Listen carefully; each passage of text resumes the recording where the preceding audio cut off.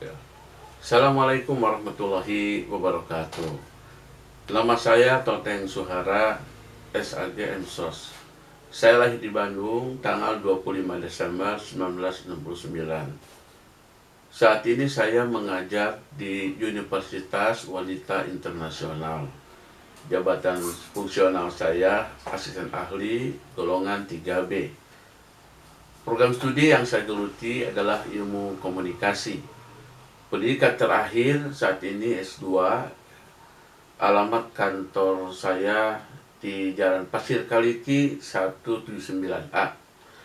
Nomor HP saya 081 321 238 693 dengan email toteng@iwu.ac.id.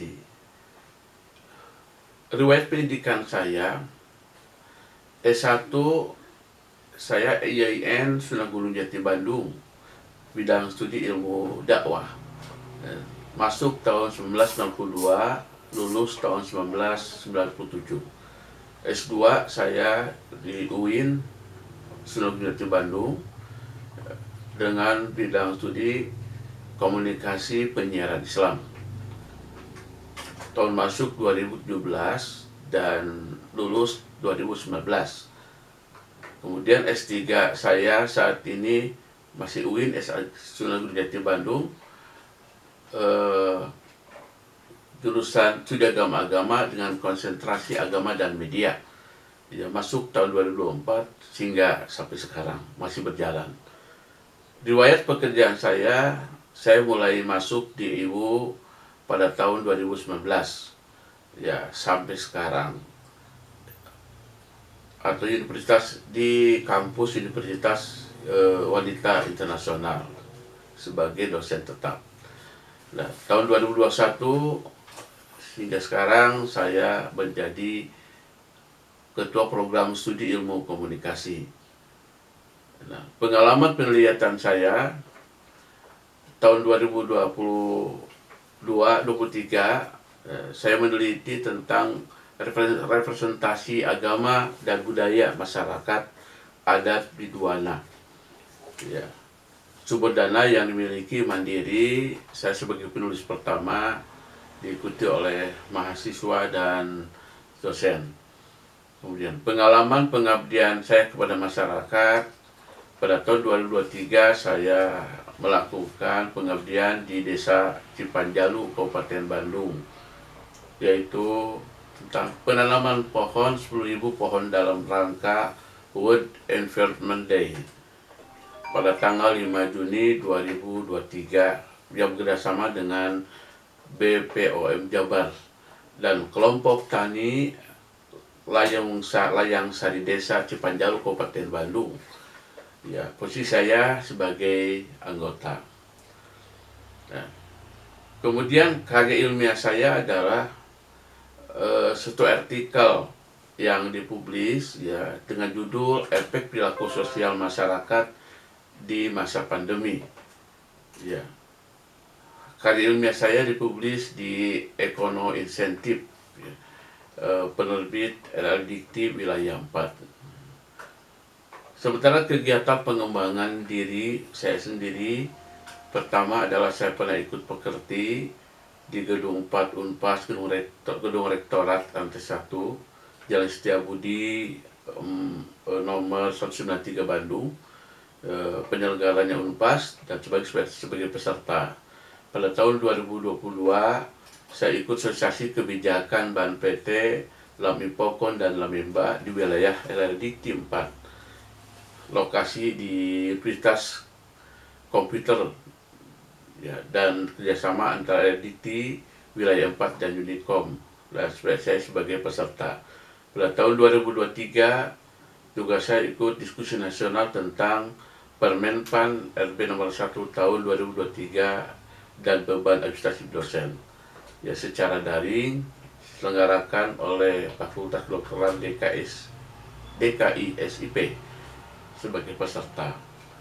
Kemudian pada tahun 2023 juga saya ikut sosialisasi keputusan Dirjen Dikti nomor 84 KPT 2020 tentang pedoman pelaksanaan MKWK di PT Ledikti Wilayah 4 ya. Tempat lokasi di Unikom, penyelenggara PT Ledikti Wilayah 4, saya sebagai peserta. Nah, ada penghargaan yang dilakukan adalah saya ikut dalam akselerasi kurikulum perguruan tinggi yang diselenggarakan oleh BEL Mawadikti pada tahun 2024. Saat ini saya juga ditugaskan mengajar di salah satu mata kuliah di ilmu komunikasi, yaitu adalah mata kuliah opini publik dan isu-isu strategis. Ya. Capaian dari program studi ini adalah pertama, menghasilkan lulusan yang profesional di bidang ilmu komunikasi yang berbasis teknologi, informasi, dan seni dengan memegang teguh komitmen, berkarakter, dan bertakwa kepada Tuhan Yang Maha Esa. Yang kedua adalah menghasilkan entrepreneur yang kreatif dan inovatif. Yang ketiga, menghasilkan lulusan di bidang ilmu komunikasi yang mampu bersaing secara global dan relevan dengan tuntutan pengguna dalam memajukan perkembangan intelektual dan kesejahteraan masyarakat. Yang keempat, menghasilkan riset unggulan dan tepat guna di bidang ilmu komunikasi untuk mendukung perkembangan ilmu dan teknologi yang inovatif. Yang keenam adalah memfasilitasi konseling di bidang ilmu komunikasi sebagai upaya pemecahan masalah perempuan. Capaian mata kuliah ini adalah mahasiswa menguasai secara mendalam pengetahuan tentang media dalam membentuk opini yang dapat menjadi pusat perhatian publik. Gambaran mata kuliah ini adalah bahwa mata kuliah opini publik merupakan bagian dari perkuliahan ilmu komunikasi, yaitu mengkaji teori tentang opini publik, proses terbentuknya opini publik, bagaimana opini publik dipengaruhi dan pada akhirnya mempengaruhi kebijakan pemerintah. Dalam mata kuliah ini juga akan dikaji bagaimana opini publik dalam konteks isu kekinian, kontemporer, dan ruang lingkup opini publik dalam perkembangan isu komunikasi terkini dengan disertai pengukuran opini publik, survei ataupun polling. Pokok bahasan, pembahasan secara umum mengenai mata kuliah ini adalah tentang media dalam membentuk opini tentang suatu yang dapat menjadi pusat perhatian publik dengan peran sumber daya media. Karena itulah maka kita saksikan proses pengajaran saya berikutnya.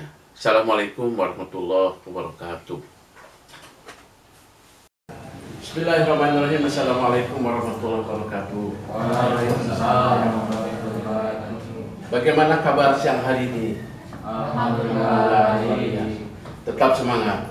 Ya, teman-teman, pada hari ini kita akan memulai perkuliahan yang cukup sangat berkesan. Mungkin Anda sudah banyak mendapatkan beberapa mata kuliah sebelumnya berkaitan tentang komunikasi. Ada hal yang penting dalam pelajaran multiplikasi adalah yaitu tentang media. Ya, seorang tokoh komunikasi yang bernama Laswell pernah menyampaikan ada 5 unsur di dalam berkomunikasi. Pertama adalah komunikator, yang kedua adalah pesan, yang ketiga adalah media, yang keempat adalah komunikan, dan yang kelima adalah efek. Nah, hari ini kita akan membahas tentang media. Kenapa kita berbicara masalah media? Apakah Anda pernah mengenal yang namanya media? Ya. Pada pertemuan kita hari ini, kita akan membahas tentang media dalam membentuk opini. Ya. Nah. Baik. Nah. Pada pertemuan kita hari ini, bahwa tujuan kita perkuliahan adalah bagaimana media bisa membentuk opini publik, di mana mahasiswa dapat mengerti dan memahami media sebagai pembentuk opini publik. Dan yang kedua adalah bagaimana mahasiswa dapat mengerti dan memahami proses media sebagai pembentuk opini publik. Ya. Barangkali Anda pernah mengenal apa yang dimaksud dengan media. Nah, baik. Nah, yang pertama kita catat tentang masalah pengertian media dan opini publik. Media itu kalau secara teorinya adalah media adalah sarana atau alat yang digunakan untuk menyampaikan informasi, pesan, atau ide kepada khalayak atau masyarakat. Kata kunci dari media adalah sarana atau alat. Apa gunanya?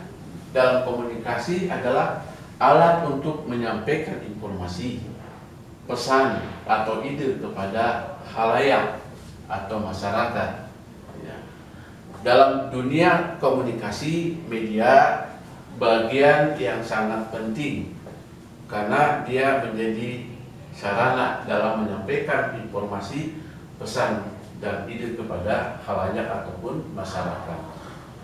Media yang kita kenal bisa berupa media cetak dan media elektronik. Ya.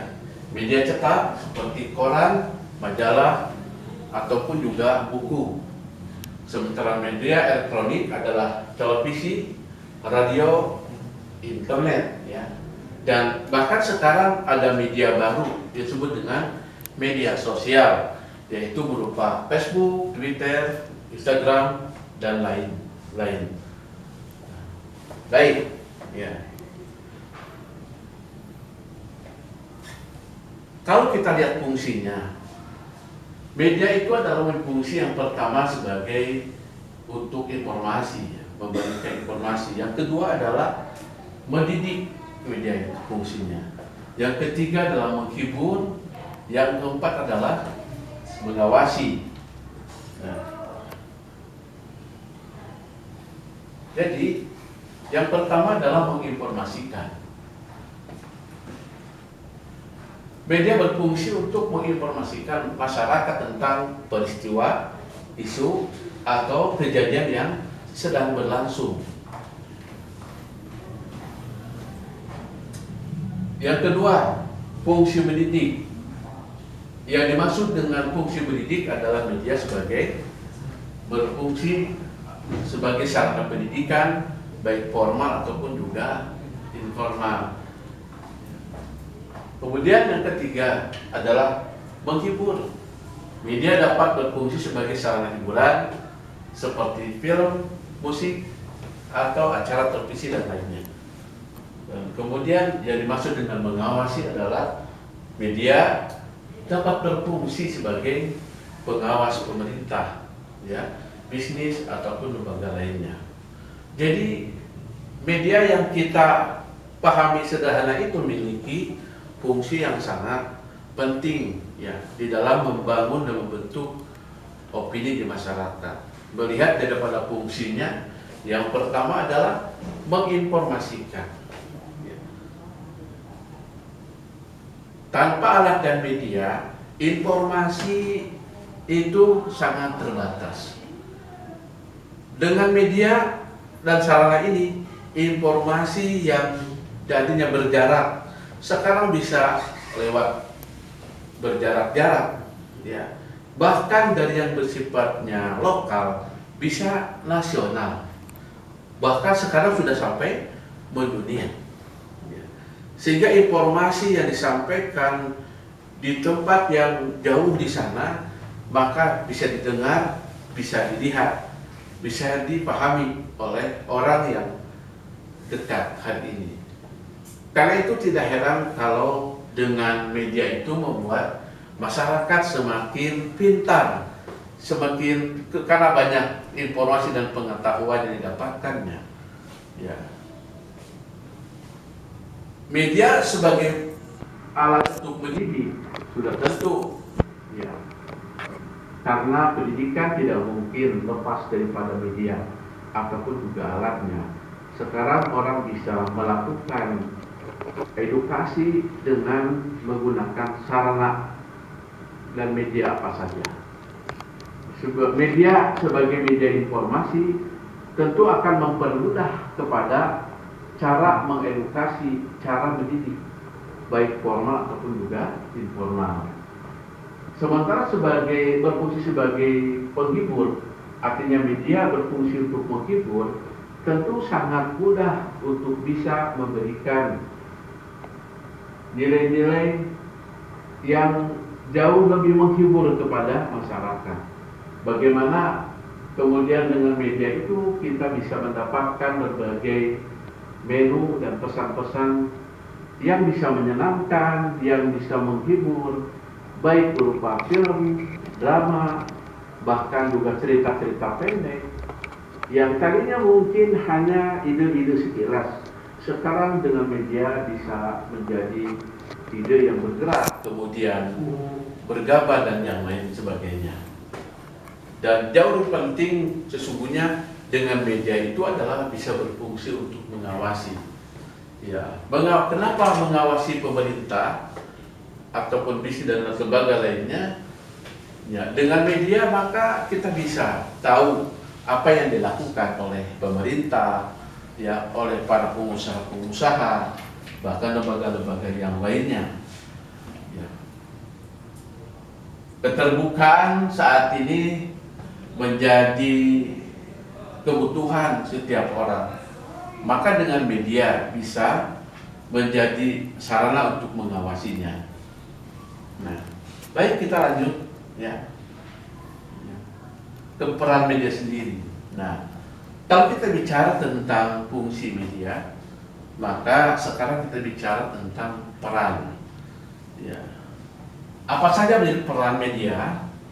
Yang pertama adalah tentu membentuk opini, ya, membentuk opini. Masyarakat ya akan semakin mengerti, akan semakin memahami, ya, manakala kemudian media ikut berperan di dalam menyampaikan informasi kepada mereka semua. Ya. Yang awalnya tidak terlalu penting dan bukan menjadi perhatian publik, akan menjadi sebuah perhatian besar, bahkan menjadi sebuah isu besar yang akan membentuk sebuah opini di masyarakat.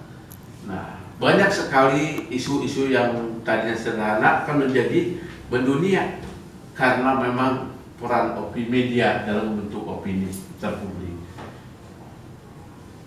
Setelah membentuk opini, itu bisa membangunkan kesadaran yang awalnya tidak menyadari bahwa hal itu adalah sangat penting, hal itu adalah sangat berguna, hal itu adalah sangat diperlukan.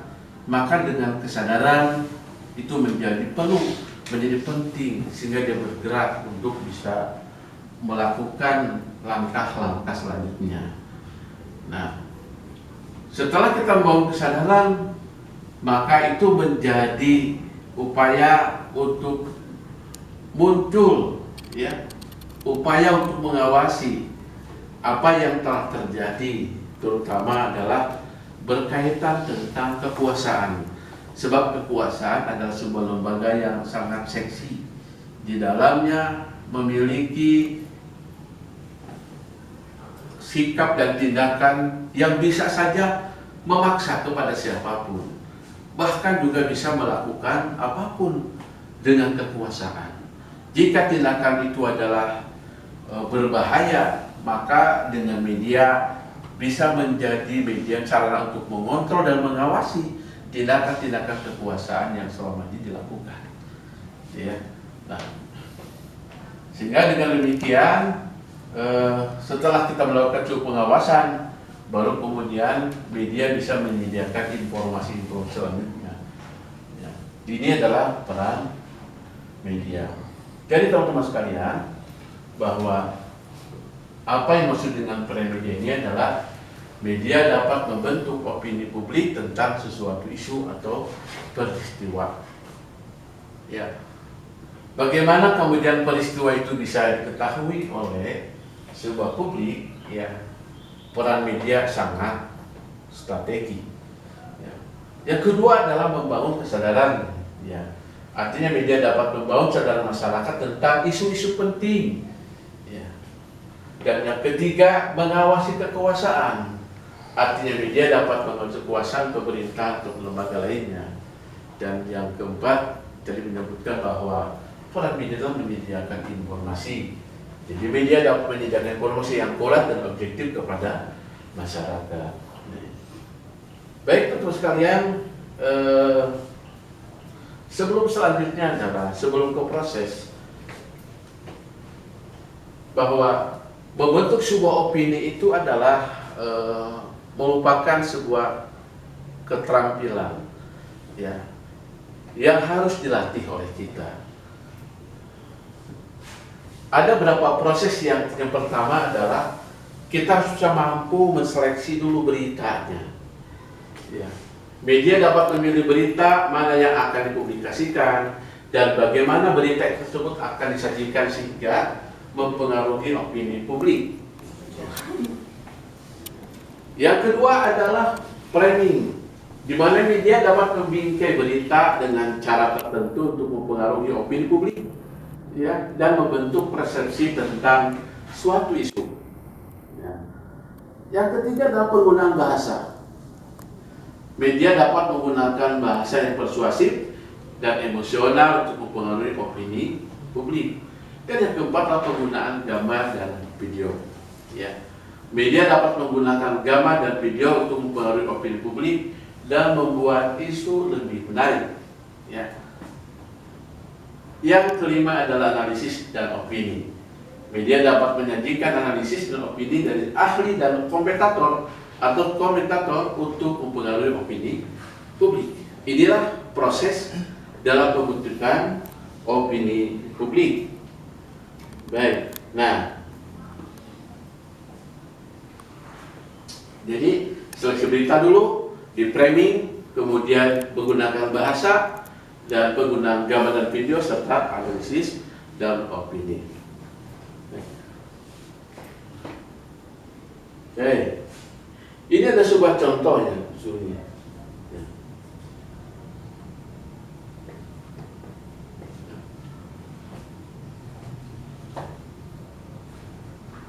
Ketika sebuah media akan menjadi sebuah perhatian publik, maka otomatis pertama media harus mampu mengangkat isu dulu. Ya. Kemudian dibuatlah sarana untuk diskusi. Ya. Kemudian berikutnya menginformasikan. Setelah kemudian berikutnya membangun kesadaran. Inilah media menjadi perhatian sebuah publik. Contoh misalnya adalah sebuah isu. Nah, ini contoh isunya. Ya. Fenomena di balik penelitian ini misalnya ada maraknya tagar kabur aja dulu. Perlu dengar ini. Jadi ini isu tentang kabur aja dulu. Ya. Di berbagai platform media sosial seperti Twitter, Instagram, dan media sosial lainnya yang menjadikannya sebagai topik utama untuk berita di media online Indonesia. Tagar ini menjadi ekspresi generasi muda di Indonesia untuk menyatakan ketidakpercayaan akan jaminan di masa depan yang layak dari pemerintah. Ya, mereka mengkritik berbagai pedoman negara yang dianggap tidak pro rakyat, seperti misalnya peningkatan biaya pendidikan, kesulitan menemukan pekerjaan, pendapatan rendah, biaya hidup yang tinggi, dan ketidaksetaraan dalam akses layanan dasar.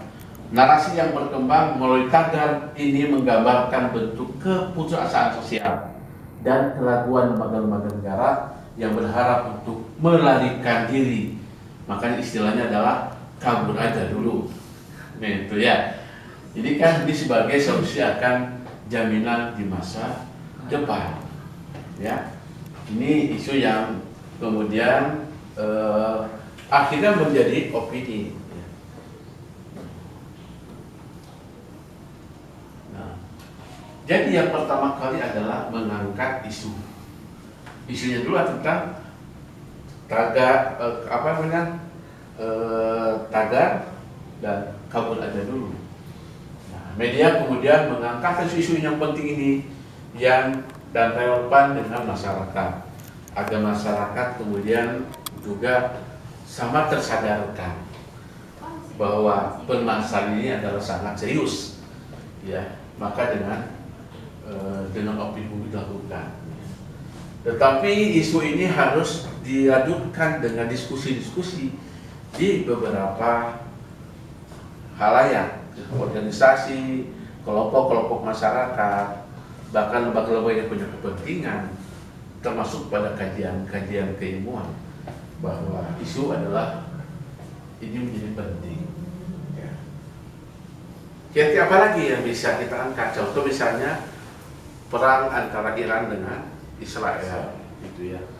Walaupun sudah 12 hari berlalu dalam lintas senjata, tapi media sosial terus mengangkat, gitu ya, tentang isu ini dan tujuan membentuk opini. Nah, kemudian membuat diskusi, media dapat membuat diskusi dan debat tentang isu yang penting.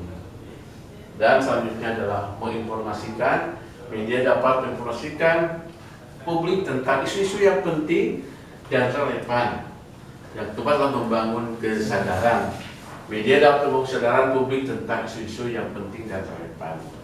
Baik teman-teman sekalian, ada yang tanyakan tentang opini publik atau media membentuk opini publik, ya.